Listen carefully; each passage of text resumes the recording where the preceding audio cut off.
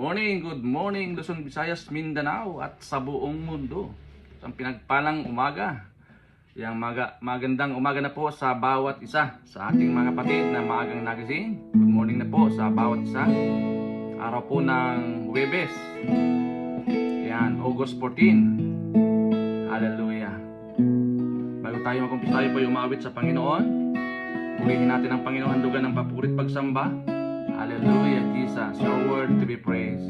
There is none like you, Lord. Hallelujah.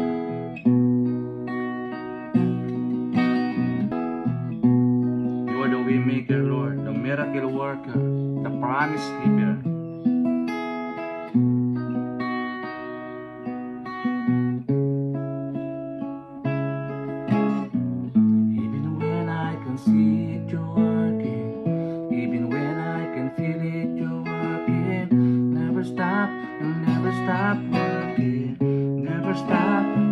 Stop working, even when I can see it, you're working. Even when I can feel it, you're working.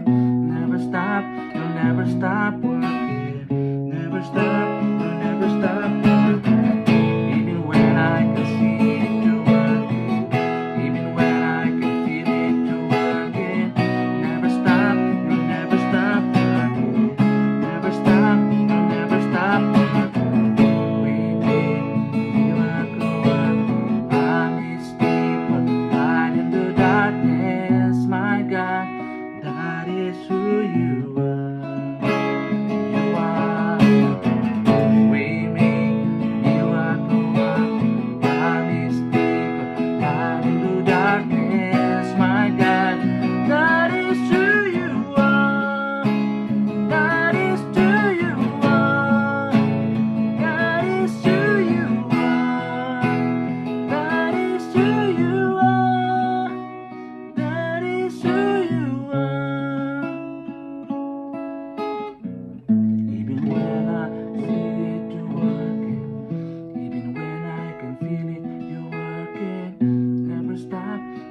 Stop working, never stop, you'll never stop working.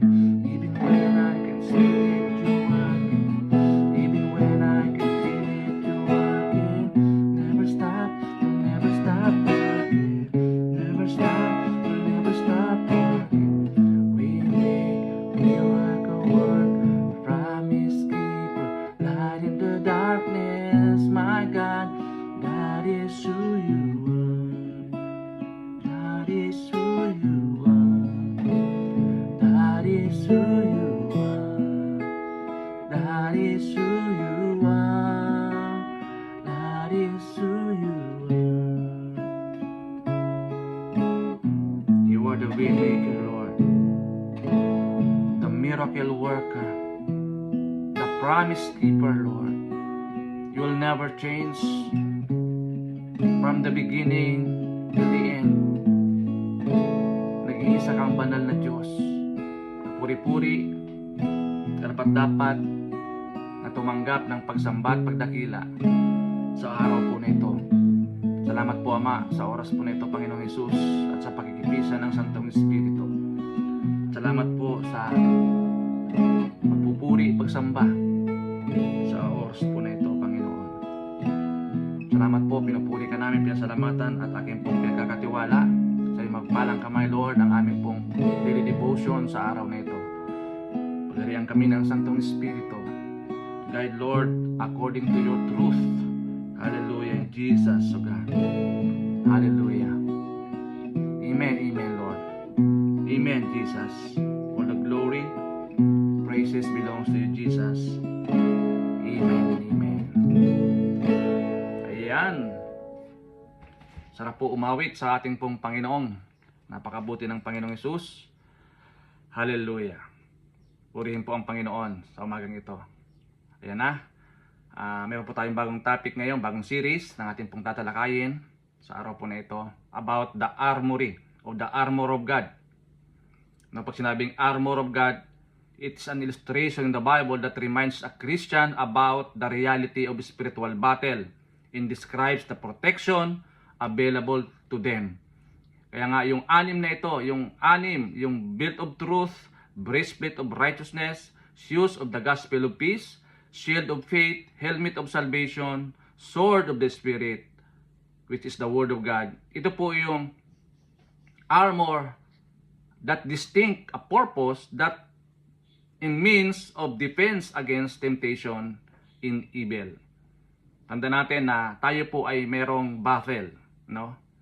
Hindi physical battle, but is an spiritual battle. Kaya sabi po ng Ephesians chapter 6 verse 10 to 20, ito po yung armory ng ating pong Panginoon. At salamat sa Diyos dahil tayo po ay binibigyan niya ng protection, mga kapatid. Sabi po sa Ephesians chapter 6 verse 10 to 20, finally be strong in the Lord and in His mighty power. Put on the full armor of God so that you can take your stance against the devil's schemes. For our struggle is not against flesh and blood, but against the ruler, against the authorities, against the power of this dark world, and against the spiritual forces of evil in heavenly realms. Therefore, put on the full armor of God so that when the day of evil comes, you may be able to stand your ground. And after you have done everything to stand, stand firm. Then, when the belt of truth buckle around your waist, with the breastplate of righteousness in place, and with your feet fitted with the readiness that comes from the gospel of peace, in addition to all this, take up the shield of faith, with which you can extinguish all the flaming arrows of the evil one. Take the helmet of salvation and the sword of the Spirit, which is the word of God. 18, and pray in the Spirit on all occasions with all kinds of prayers and requests. With this in mind, be alert and always keep on praying for all the Lord's people. No? Pray also for me, that whenever I speak, words may be given me so that I will fearlessly make known the mystery of the gospel, for which I am an ambassador in chains. Pray that I may declare it fearlessly as I should. Purihin po ang pagkabasa ng dakilang salita ng Panginoon. Ito po yung armory ng ating pong Panginoon. Yung helmet of salvation, di ba? Breastplate of righteousness, belt of truth, sword of the Spirit, shield of faith, and feet of peace. So ngayong umaga, atin po tatalakayin about the helmet of salvation. Unahin natin yung from head, no? So, helmet of salvation. Sa Ephesians chapter 6 verse 17, na nabanggit doon, take the helmet of salvation in the sword of the Spirit, which is the word of God. Nabanggit dito, helmet of salvation. Sabi sa Tagalog, at kunin ninyo ang helmet ng kaligtasan at ang tabak ng Espiritu na siyang salita ng Diyos. Purihin po ang pagkabasa ng kanyang dakilang salita. So napakahalaga po mga kapatid na meron tayong helmet of salvation. No? Ano ba ang nirepresent po nito mga kapatid? So napakalinaw na ito po ay protection sa ating pong head, sa ulo natin. No? Napakahalaga na meron tayong protection sa ulo natin dahil ito po yung pinaka-main course, no? Nasa laban, no? Mga kapatid. Kaya meron tayong helmet of salvation. So ano ba ang puntos natin ngayong umaga? Number 1, Christian must wear the helmet of the assurance of salvation. Pag sinabi pong helmet, is a various protective head covering materials. We cannot put it on. Only Jesus put salvation on us. Kaya nga yung salvation natin, nanggaling yan sa Panginoong Hesus. Siya po ang nagkaloob sa atin. The free gift of salvation. When we put on the helmet of salvation, we put on Christ Himself. Christ protects not just our heart, but our entire being. Napakahalaga sa Panginoon yung ating entire being. From spiritual death, Kaya nga, napahalaga na to wear the helmet of salvation means to live everyday focus on eternity and the promise, the future we have. Si Jesus po, yung nagkaloob sa atin ng free gift of salvation. Kaya kailangan assure tayo sa ating pong salvation. Dapat hindi na tayo nagdadalawang isip. Tayo ba iligtas o hindi pa? Diba? Kaya napahalaga yung assurance ng ating pong kaligtasan, mga kapatid. Tandaan natin na si Jesus lamang ang daan at nagbigay libreng regalo ng kaligtasan sa atin. Without Jesus, we are nothing. Kaya we must wear the helmet of salvation, mga kapatid, sa ating pong buhay. Number 2, Christians saved by Christ and cannot be unsaved by Satan. No? Titingnan natin sa ating pong nabanggit nung umpisa na ang laban natin is spiritual forces. Nabanggit dito,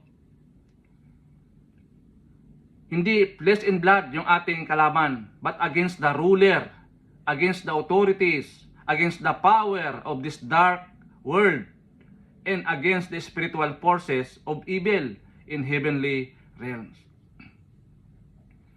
Meron tayong kalaban, mga kapatid.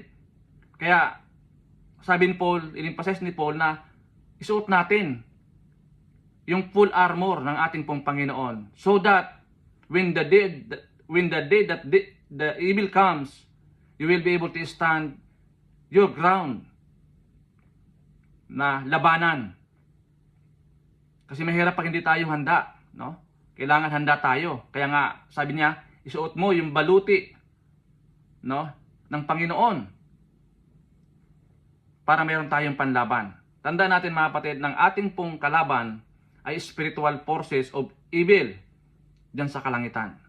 Christians saved by Christ cannot be unsaved by Satan. Talo na po si Satan 2,000 years ago.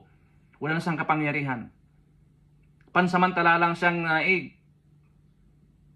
Pansamantala siyang nagdiwang. Pero until now, siya ay defeated na 2,000 years ago. When Jesus came to this world to conquer death and to conquer the enemies. Wala nang karapatan. Wala nang kapangyarihan si Satan sa kanyang mga anak. Wala nang kapangyarihan si Satan sa mga anak ng Diyos. He is totally defeated. Tandaan natin na wala nang kapangyarihan si Satanas sa mga anak ng Diyos. Number 3, Christians are inseparable from the love of Christ. Kasi sinabing inseparable, hindi tayong pwedeng ilayo ni Satan sa pag-ibig ng ating pong Panginoong Hesus. Sabi po ng 2 Corinthians chapter 1 verse 22 to 23, set the seal of ownership on us and put His Spirit in our hearts as a deposit, guaranteeing what is to come. I call God as my witness and I take my life on it, that it was in order to spare you that I did not return to Corinth. Mga kapatid, napakahalaga po yung helmet of salvation. A various protective head covering materials. Diba?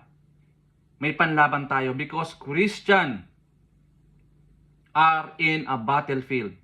Tanda natin, lagi tayong nasa gera. Meron tayong kalaban.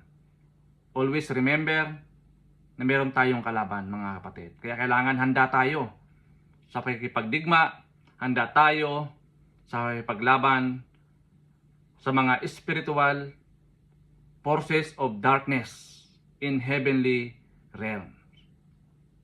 Kaya napakalaga yung take the helmet of salvation.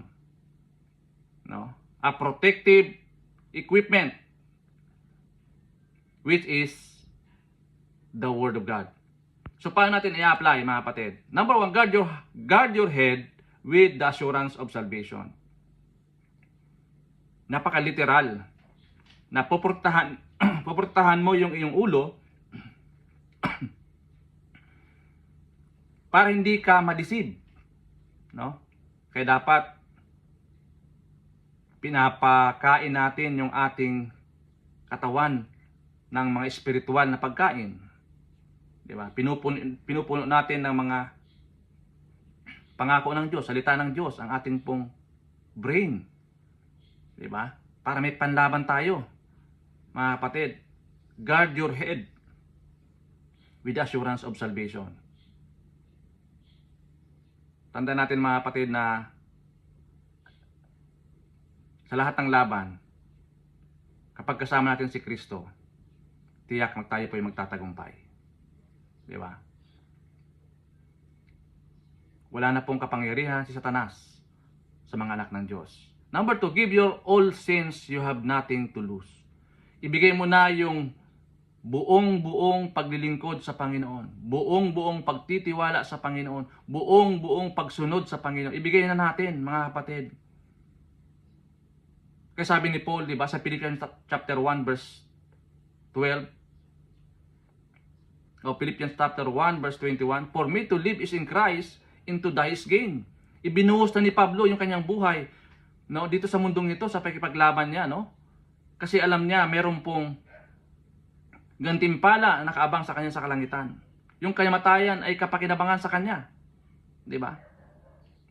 Kaya nga sabi niya doon sa Acts chapter 20:24, di ba? Acts 20:24, sabi niya, however, I consider my life worth nothing to me. My only aim is to finish the race and complete the task the Lord Jesus has given me, the task of testifying to the good news of God's grace. Iyan yung dinidesire ni Paul, mga kapatid, na gusto niyang mabigyan ng kaluguran ang Panginoon sa kanyang buhay. It's a living testimony yung buhay po niya.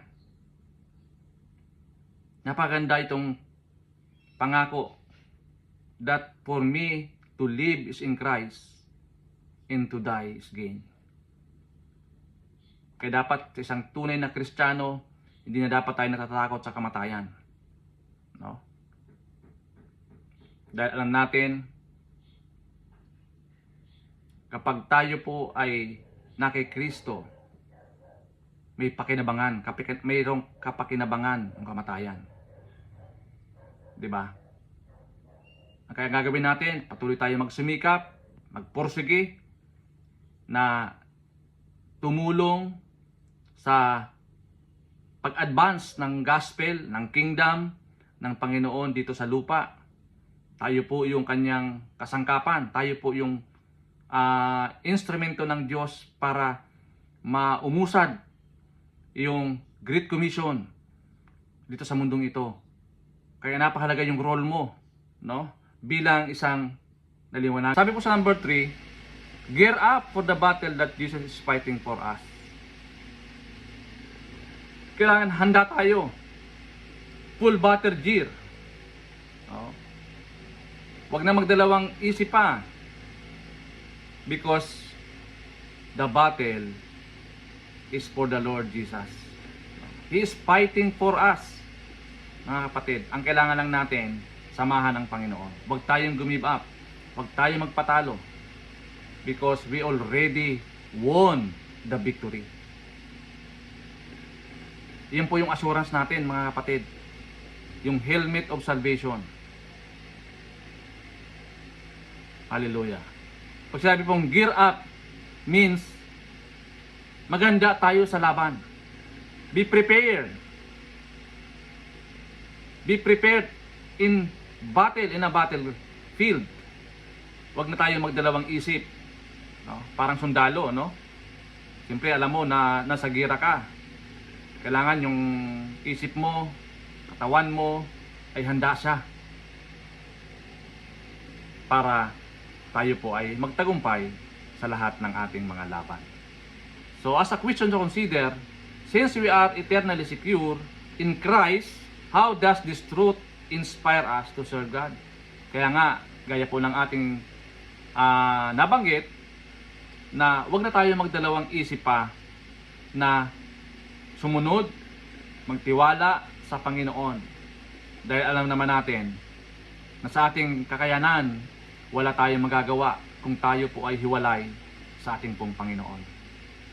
So, salamat po sa bawat isa.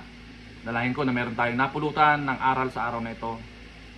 Na-inspire tayo muli sa ating pong salita ng Diyos, salita ng Panginoon sa ating pong buhay. At baon-baonin po natin, mga kapatid, ang promise ng ating Panginoon that He will never leave us, He will never forsake us, lalo na sa gitna ng battle. Lord, salamat po sa umagang ito. Tunay na patuloy mo kaming pinapalalahanan na mayroon po kaming battle, Lord. Yung battle po namin in spiritual forces of dark world in heavenly realms. Hindi namin to kaya. Samahan kami ng Banal na Espiritu, samahan kami ng Panginoong Hesus para mapagtagumpayan namin ang mga labang ito. Thank you, Lord God, for giving us, Lord, the boldness, strength, Lord God, sa amin pong patuloy na paglakad bilang isang Kristiyano. Purihin po kayo sa araw na ito, dakilain Panginoon yung pangalan. Salamat po. At dalangin ko na magkaroon po ng katagumpayan lahat ng aming mga gagawin sa araw na ito. Give us knowledge, give us wisdom, give us courage, Lord God, sa araw po na ito.